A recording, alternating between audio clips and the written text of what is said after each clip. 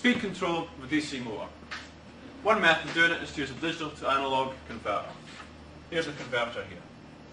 Here's changing the digital to analog signal.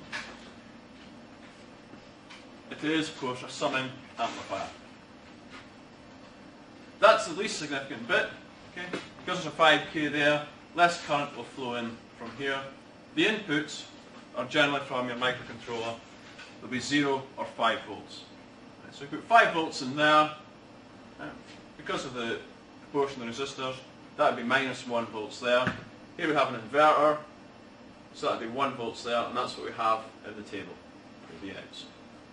This here is a buffer amplifier. Okay, we use a power op amp for this one, so there's enough current to drive the motor at the end. If you imagine counting down like that, the output would be stepping up in 7 steps. Okay? The speed of the motor would be increasing.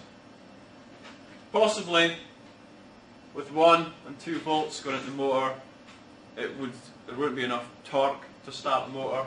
Some days it might start, some days it might not. It might be a bit jerky at the start. That's one disadvantage of using digital to analog circuit.